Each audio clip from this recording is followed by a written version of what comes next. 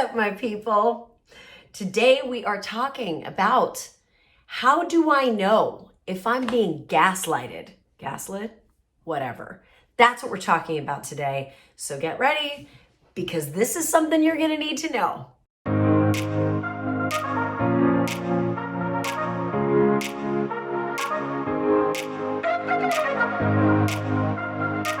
Okay, so let's talk about it. How do you know if you're being gaslit?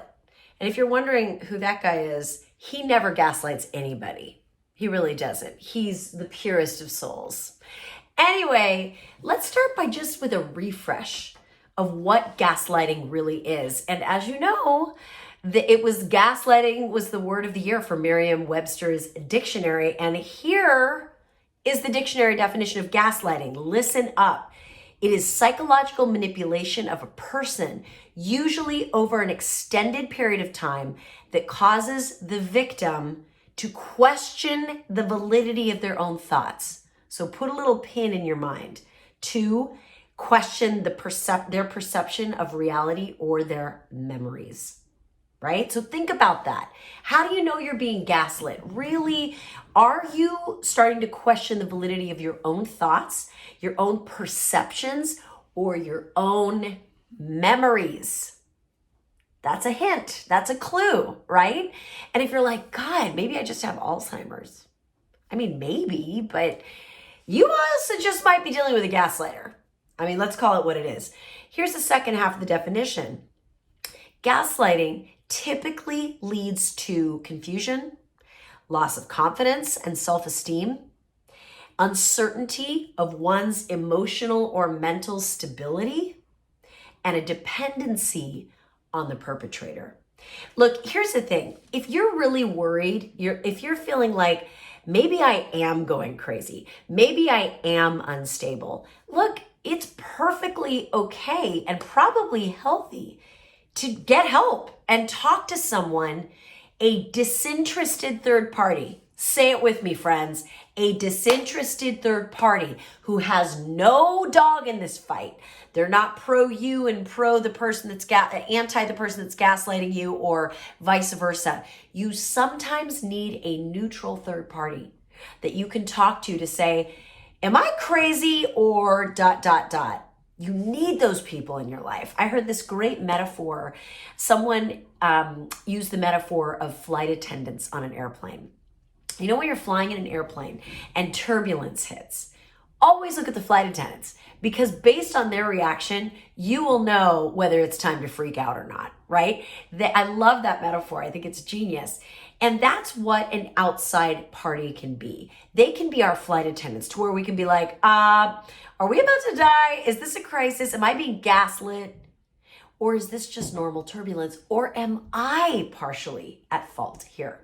Because what we don't want to do is conflate someone coming to us and calling us on our crap with gaslighting. That ain't gaslighting. That's somebody who's had enough, who's telling you how it is for them, right? So we really want to separate what is appropriate confrontation, appropriate sharing of feedback versus gaslighting. You will know you are being gaslit when you feel crazy, ashamed, embarrassed, like you're being made to feel very selfish, self-centered. You start to question your version of events because somebody has asserted a version on yours that sounds more appropriate, right? Listen, you get to feel what you feel. Nobody's memory is good. I mean, ask any memoir writer and they will tell you that one of the hardest parts about being a memoir writer is that half the times you can't trust your own memory, right? So there's a level of being open to hearing that your version of events may not be accurate. But that's different from someone saying, how dare you, you should be ashamed of yourself, you're selfish, or that didn't happen, you're crazy. Those are two different things. So what I really want you, if you're in this position of not knowing, I don't know whether I'm being gaslit, really just start by tuning into how you feel in the presence of that gaslighter. Specifically, when that gaslighter is not getting their way. People tend to gaslight when they're not getting their way, or when they're being called on their stuff, or when they're being told no. That is where you see people's true colors. You want to see whether somebody's gaslighting you? Hold a boundary up with them and see how they react. If they counterattack, if they attack you for having a boundary, if they make you feel selfish and crazy for having a boundary or saying no, you're dealing with a gaslighter. And what you're going to want to do next is go watch the other videos. How to confront a gaslighter, how to outmaneuver a gaslighter. There's a million videos I got going on here, peeps. Start digging in. But if you go through this and you're like, you know what, I'm not being gaslit. What's actually happening is somebody is giving me very uncomfortable feedback and forcing me to see myself in a way that I don't like. That's different. And whoever is sharing that feedback with you is giving you an opportunity to become a better person, right? And you will know it's healthy but painful feedback when they say things to you like, when you do X, it makes me feel Y, and I don't like it. Ooh, that's beautiful. You may not like it. It may make you feel bad. It may make you realize that you've been misbehaving on some level, but be so grateful for people in your life that can be direct like that with you. Really be direct like that with you.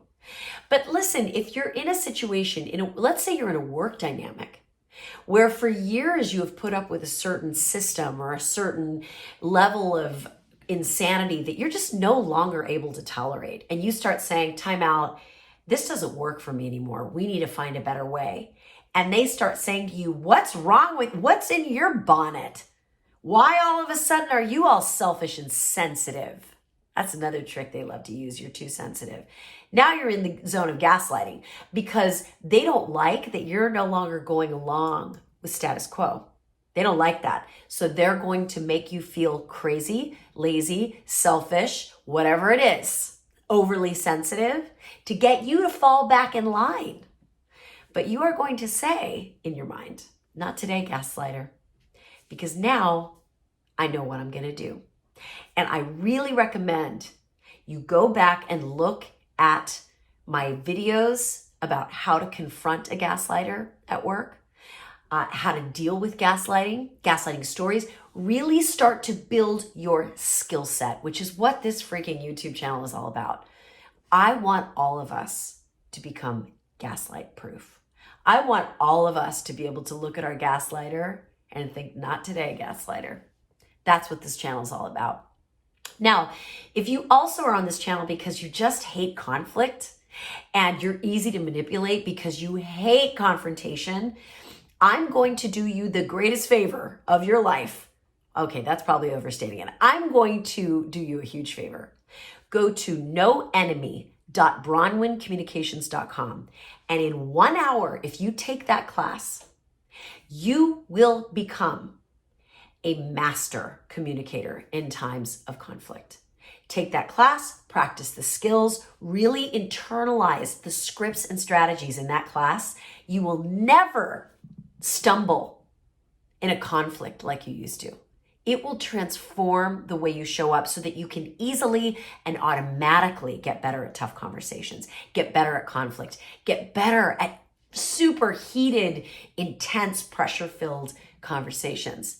Because that's what it's all about, my friends. I literally was put on this planet to help us become our most powerful selves and speak from that place of power.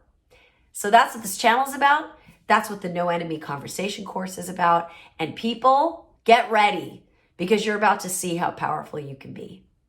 I hope that was helpful. Have a beautiful week, my friends. I'll see you next time. Shine on. We need your light.